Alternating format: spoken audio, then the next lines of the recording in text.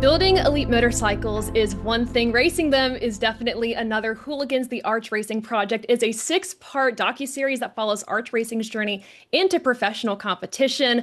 And today I'm joined by the team's co-owners and principals, Keanu Reeves and Gard Hollinger. Gentlemen, thanks for joining.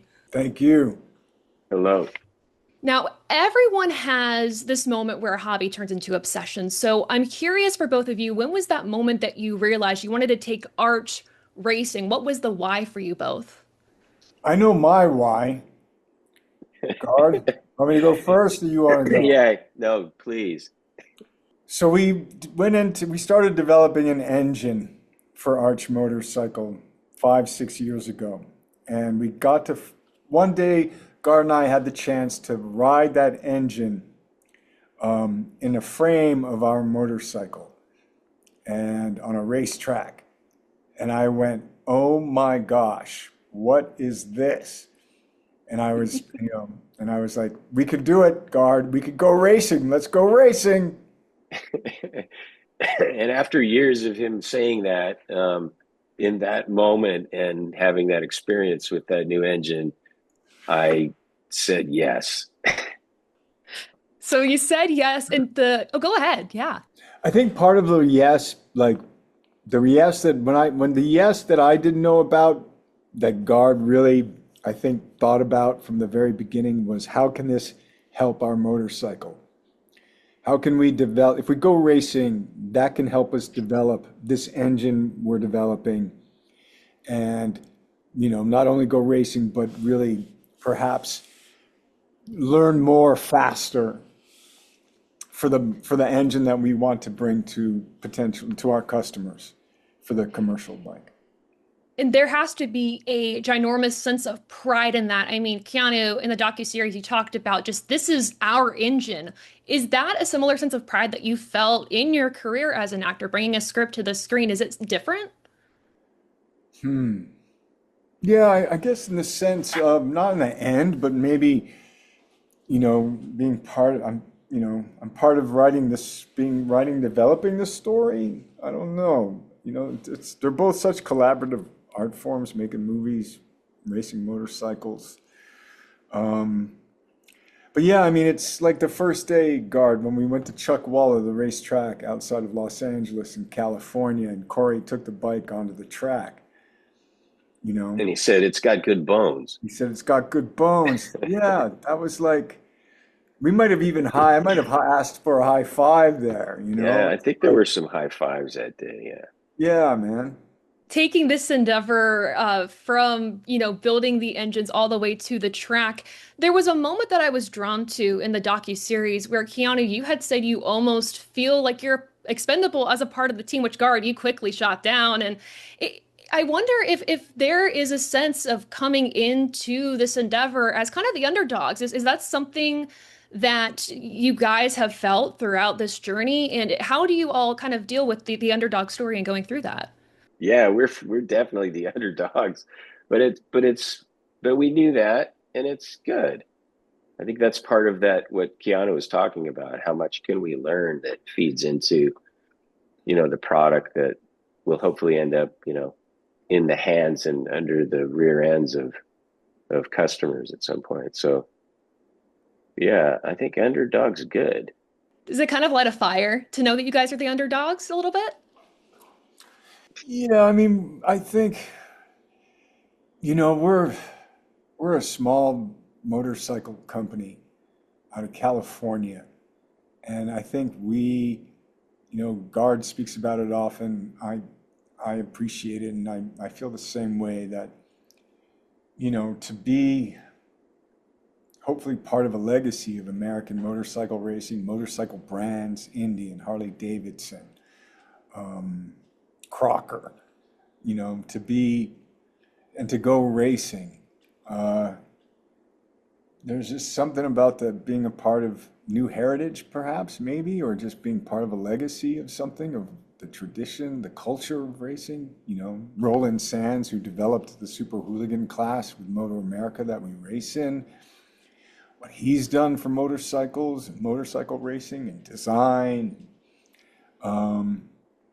It's cool to in a way, kind of join his carnival, his legacy, heritage, you know.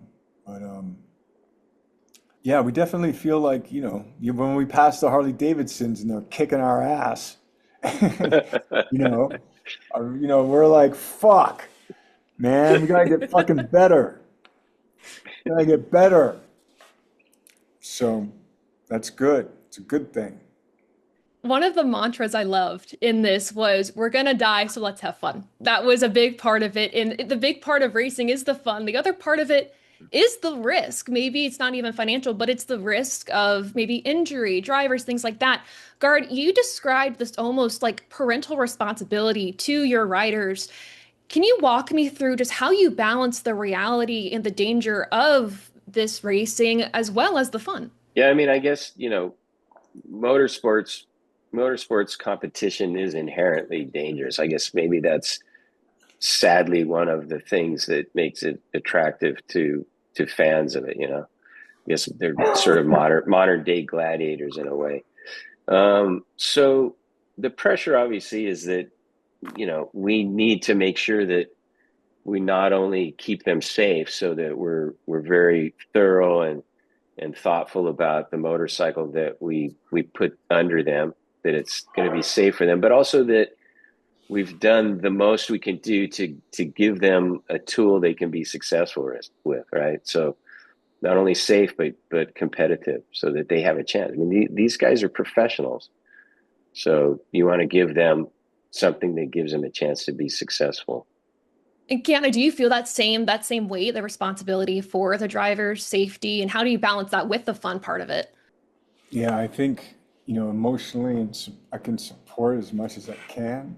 I don't wrench anything, so I don't have that added responsibility. I don't have like how close Gard is to the literal responsibility of it. Um, so I can only, be as much of the best kind of support I can be from the outside, to Gard, to the team. Um, and Yeah, I mean, speaking about fun and the reason for doing things, that's we kind of think that that's sometimes a childish thing, you know, and there's something to be said for that, you know, to be able to have the opportunity to do that, you know, humbles us, makes us very appreciative of it. Um, and at the same time, we grown-ups, and so the responsibilities are real, and for us to put a team together as a responsibility to everybody that joins us to support and help them do the best that they can do. And you two have shared so many experiences together as friends, as business partners, and now as, racing team owners that we've seen through this docu-series. Looking back and watching this on screen, is there something that you've been able to reflect on that you both have learned either about each other or that you've learned about yourselves through this endeavor? I've learned that I'm getting older and more tired. I'm increasingly aware of the ticking clock, but also unbelievably appreciative of the opportunities and the moments. So yeah, I mean, there've been some amazing moments, and we've learned a lot, you know. So Then, Kiana, what about for you? Um, I don't know. I was just listening to Gard there, and I would say, sir, that I've learned about how much that you've learned in in your life and how you put it into practice, how you treat people, your own work ethic, your own creativity. Um, so all those miles that you're talking about and how tired you are, um, I can see. I've learned just um, what it means to put your put your actions where your good heart is. well, you have some experience in that, so Yeah, but yeah, you're older than I am, so you have that's true. more. That's true. Yeah. Well, Both of you, thank you so much for your time. Of course, the Hooligans Arch Racing Project premieres Sunday, July 12th in the USA on the Samsung TV network. Thank you both so much. Thank you. Thanks, Taylor.